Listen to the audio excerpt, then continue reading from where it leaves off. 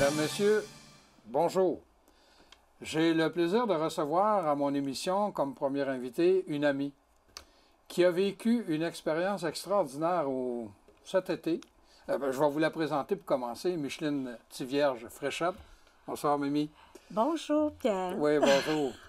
Je disais aux gens là, que tu as vécu une expérience extraordinaire au mois de juillet. Oui. Tu n'étais pas tout seul, il y avait 5 autres filles de la région. Raconte-moi un peu, c'est quoi que tu as vécu au mois de juillet en Europe? OK. Bien, au mois de juillet, en Europe, on est allé chanter le Requiem de Mozart chez Mozart. On est allé à Salzbourg, à Vienne et à Prague. On était 6 choristes de Thetford Mines. Je peux vous les nommer. Ah oui, OK. Ouais. Alors, il y avait toi. Il y avait moi, il y avait Lisette Vallée, il y avait Suzanne Bradette, il y avait Denise Marois, il y avait Daniel Dussault, il y avait aussi Hélène Normantin. Exact, oui. Alors, 6 personnes que je connais bien. Oui, c'est sûr, c'est des gens connus. Vous êtes allé chanter le Requiem de Mozart, mais vous n'étiez sûrement pas juste 6. De quelle façon que ça s'est fait, ça, ce projet-là? Bien, le projet démarre avec l'Harmonie d'Israélie. Parce que l'Harmonie d'Israélie, comme ils font leur spectacle de fin d'année, et cette année, ils avaient décidé de faire une partie du Requiem de Mozart. Ben oui, au mois de mai, moi, j'ai assisté au concert. C'est ça. Puis, à ce moment-là, moi, je chantais avec Lisette. On était juste 2 sopranos. Il y avait 2 ténors, 2 basses, 2 altos.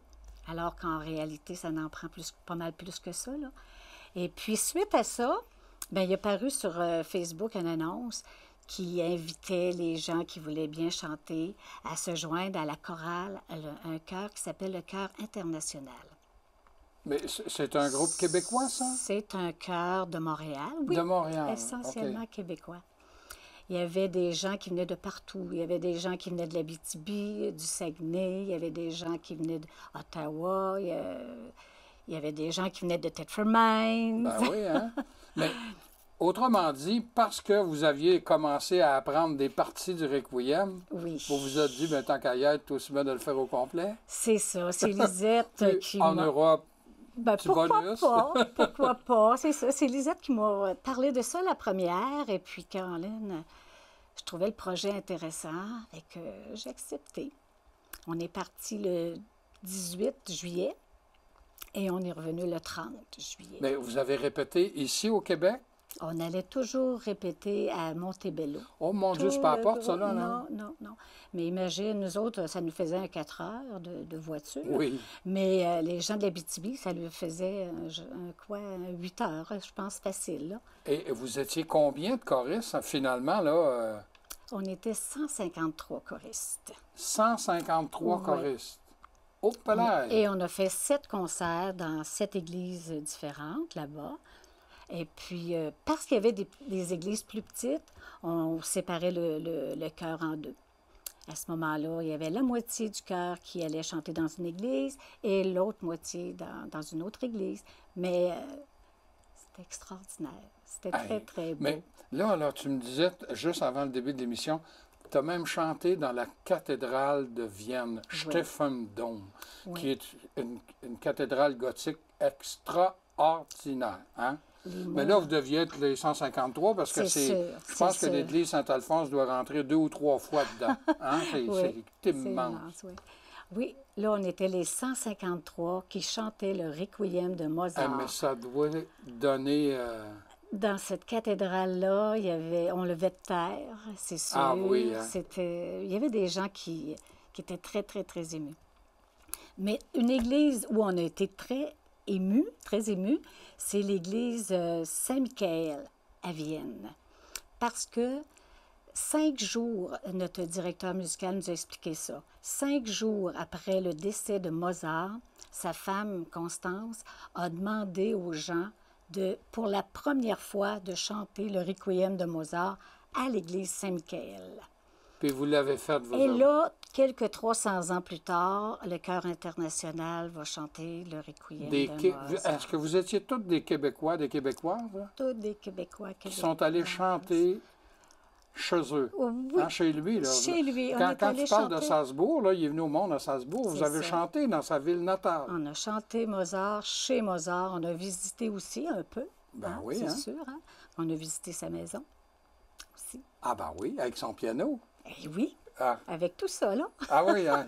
C'est extraordinaire. Oui. Moi, j'ai eu le plaisir de faire la mise en scène de Amadeus sur la vie de Mozart. Alors, Que je suis allée voir, d'ailleurs. oui. Oui. Et il y a toujours du recoupage. Hein? La mise en scène que j'ai faite, c'était avec Louise Marquis. Et là, l'harmonie d'Israëli, Louise Marquis est assez impliquée. Oui, et là, elle assez. fait un extrait du Requiem de Mozart et vous vous retrouvez en Europe. En Europe. Il n'y a pas de hasard. Hein? Je lui dois une fière chandelle.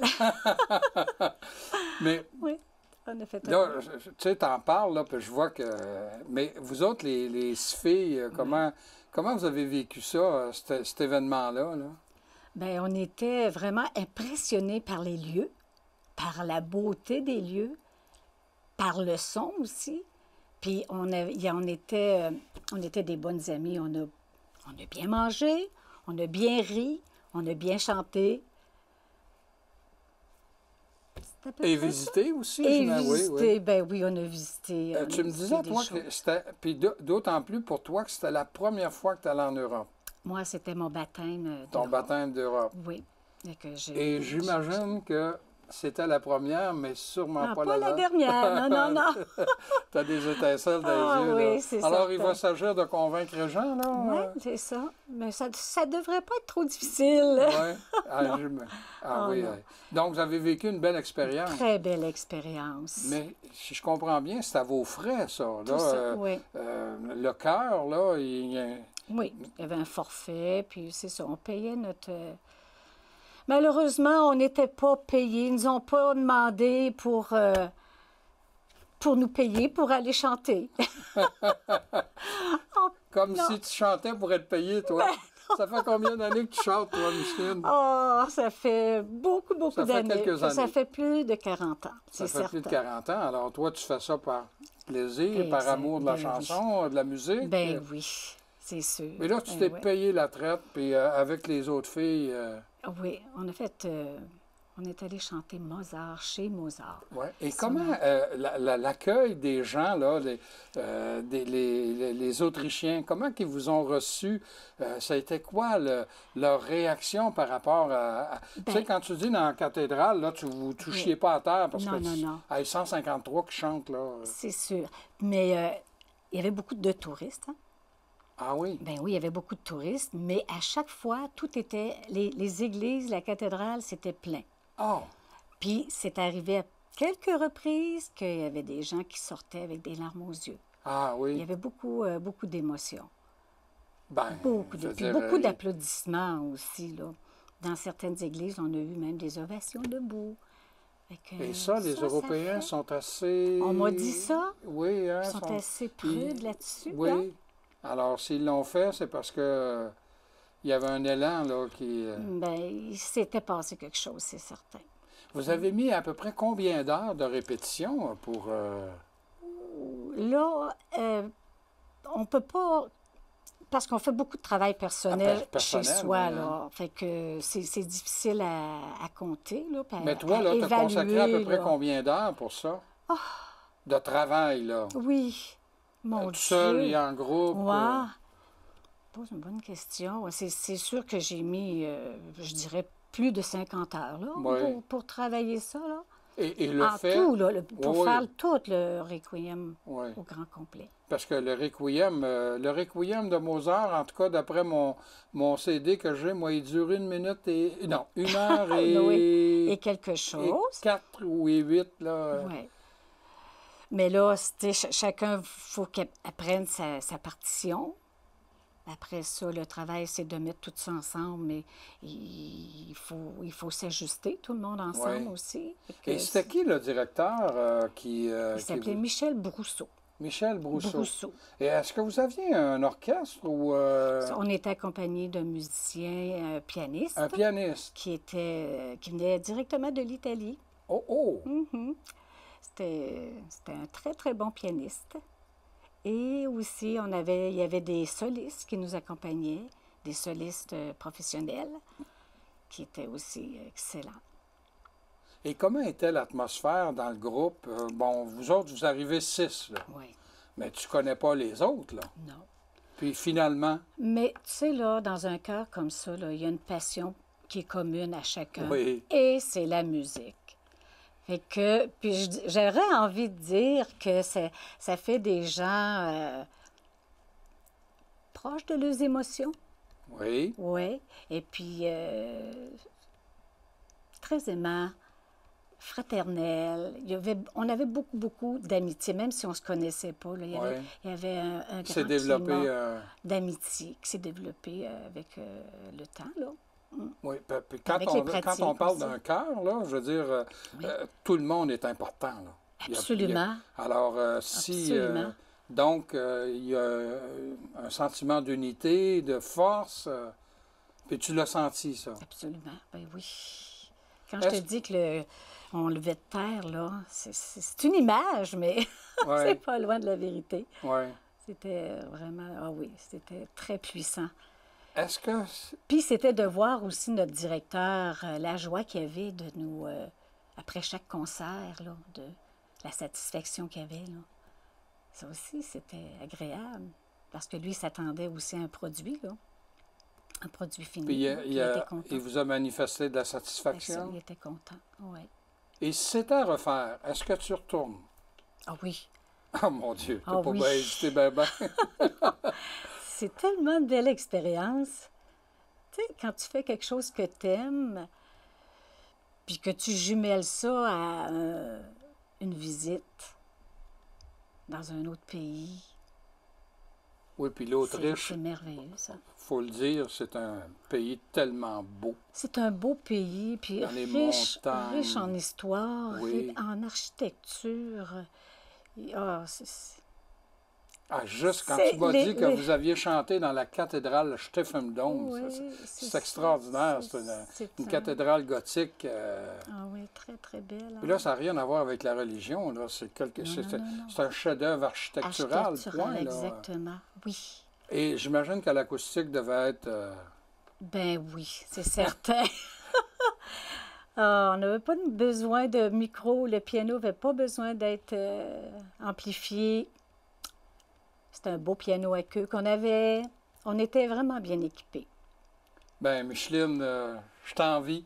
Puis je te remercie d'être venue nous raconter ta belle histoire, ta belle aventure du mois de juillet.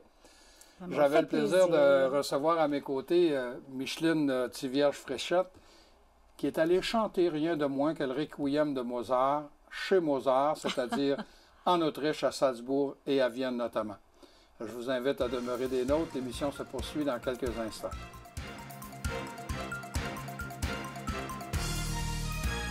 J'ai le plaisir de recevoir comme invité quelqu'un qui a reçu la médaille d'or du lieutenant-gouverneur. Vous savez, il y a quelques semaines, j'ai eu le plaisir de recevoir Mme Aline Wesser. Eh bien, j'en reçois un deuxième médaillé d'or, le docteur Jacques Pius. Félicitations, Jacques. Merci beaucoup, Pierre. Merci beaucoup. Ça, c'est arrivé à la fin d'avril, hein? Le 27. Et là, tu la portes fièrement à part de ça, la médaille. Oui, absolument. Absolument. Je suis très fier de cette médaille-là que j'ai reçue. Et puis, je suis fier de la porter également à toutes les occasions. Qu'est-ce que ça fait de recevoir? Moi j'ai reçu la médaille d'argent et j'ai été impressionné par la qualité de la présentation de la cérémonie. Et là, la médaille d'or, là... Bien, c'est ça. Je pense que c'est une coche de plus. Et puis, c'est vraiment impressionnant de voir l'organisation, tous les militaires qui gravitent autour de ça. C'est impressionnant de voir ça. Et puis, avec la préparation qu'ils ont, de présenter les médaillés. Et puis, moi, c'est une grande fierté d'avoir ça. D'autant plus que on m'a dit que c'est pas remis souvent à des médecins. Alors, c'est une raison de plus d'en être fier. Et ici même, là, il y en a eu 4. Vous étiez 4. On était 4, exactement. Et moi, il y a 2 ans, à Lévis, il y en avait seulement 2 qui ont reçu la médaille d'or. Une religieuse qui s'occupe des femmes en difficulté, et M. Dutil de Saint-Georges. Oui, M. Dutil est bien connu, un homme d'affaires. Mais toi, tu dis qu'un médecin qui reçoit la médaille d'or, c'est rare. Ben, c'est ce qu'on m'a dit. Moi, Ouais.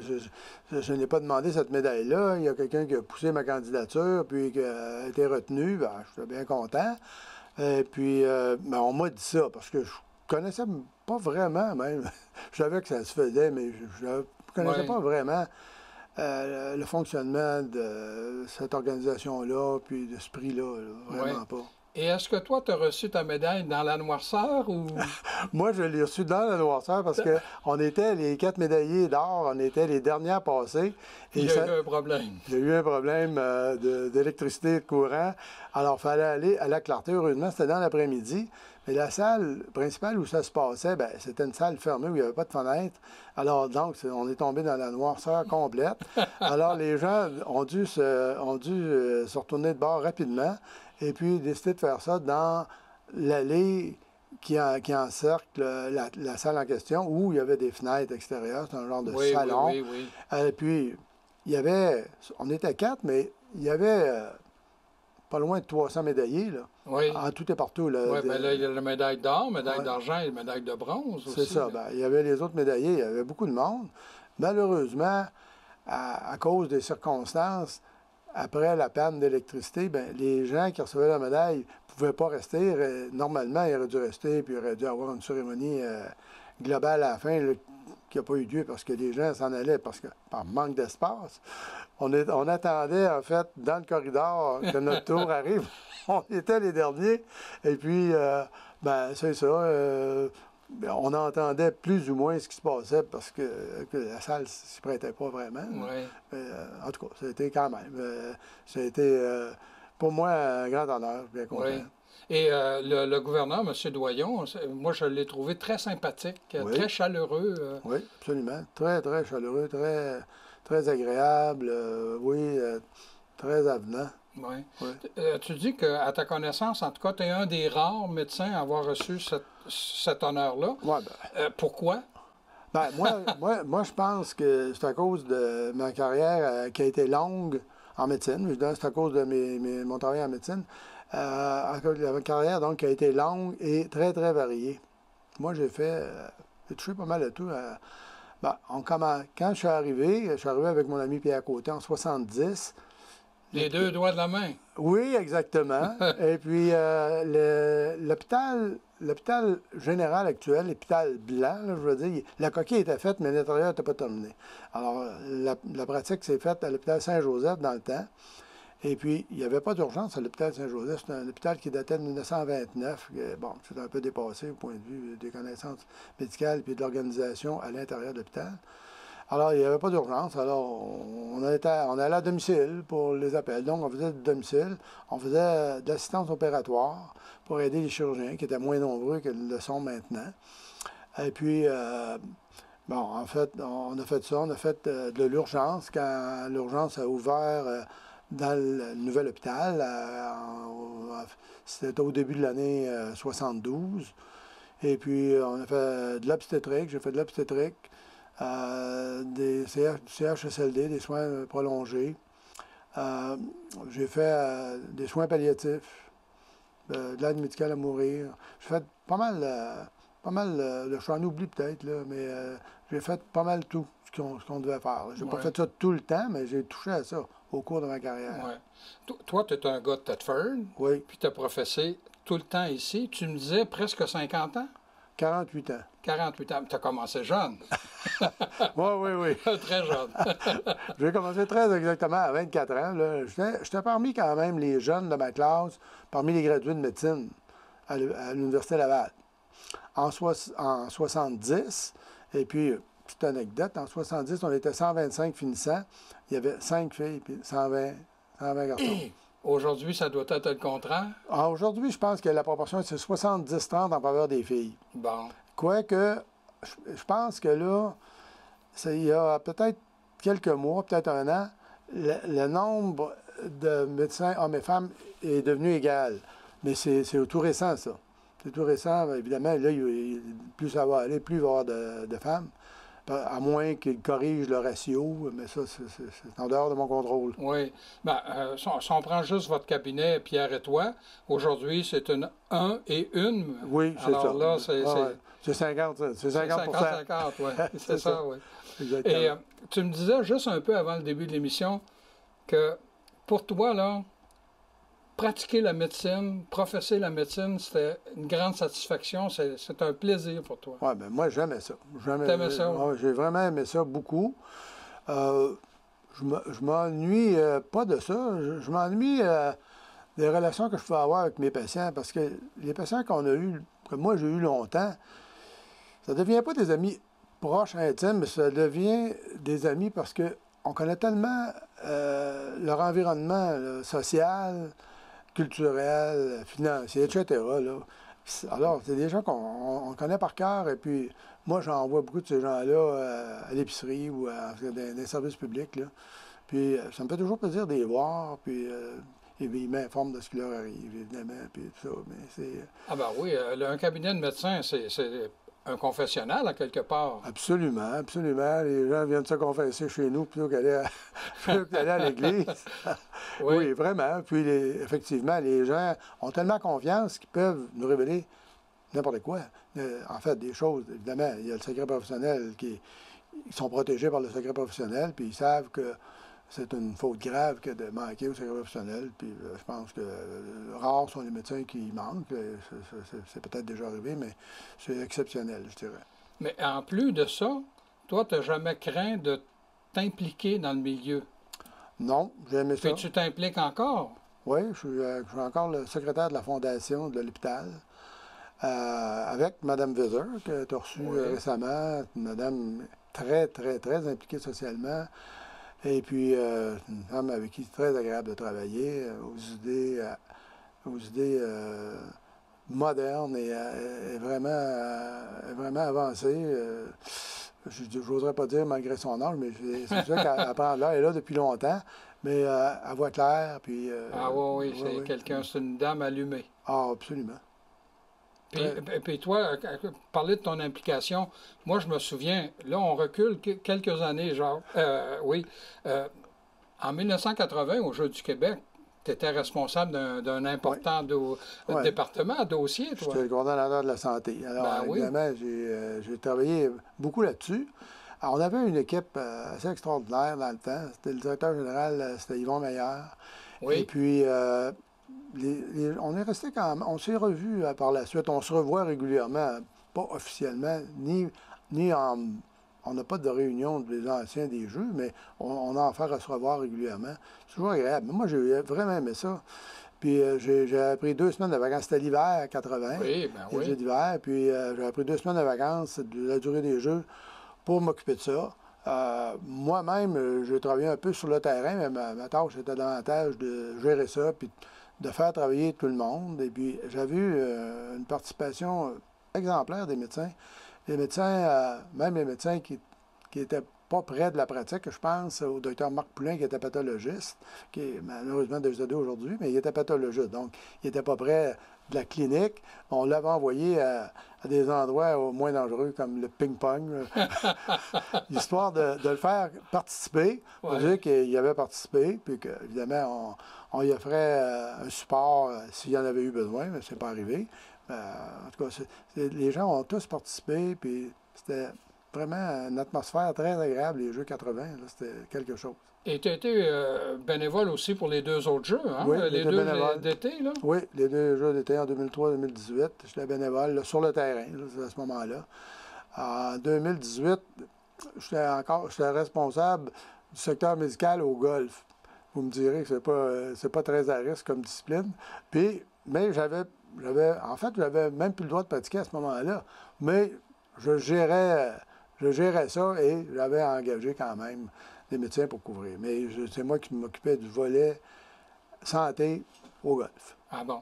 Mais quand tu dis ça, là, là, tu as pris officiellement ta retraite, Pierre et toi, depuis quoi? Depuis juillet 2018. De juillet 2018. Ça veut dire qu'aujourd'hui, tu ne peux plus professer? Ou s'il arrive quelqu'un en danger, tu vas... Oui, évidemment, comme je fais mon devoir de citoyen, oui, c'est ça, mais Normalement, mais j'ai plus le droit d'offrir de consultation. Je peux même plus prescrire. OK. Alors, moi, là, après l'émission, je ne peux pas te demander de me signer un papier pour avoir un médicament. Non. Ça ne sera pas honoré. Les prescriptions. Non. J'aurais peut-être pu. Ça dépend de l'entente qu'on a avec le Collège des médecins. Ah oui. Mais moi, j'ai décidé de ne pas renouveler mon permis. C'est parce que si tu le renouvelles, là, il faut prendre l'assurance, il faut suivre des formations, puis le Collège des médecins surveille ça beaucoup, les médecins âgés qui continuent à pratiquer à temps partiel. Ils sont surveillés là-dessus. Alors, moi, j'ai fait mon temps, j'ai beaucoup aimé ma pratique, je ne regrette pas. Je ne regrette pas ma décision non plus de ne pas avoir repris mon permis. Alors, on va te garder à la retraite, Jacques. Alors, j'avais le plaisir de recevoir à mes côtés un récipiendaire de la médaille d'or du lieutenant-gouverneur, le docteur Jacques Pius. À la prochaine.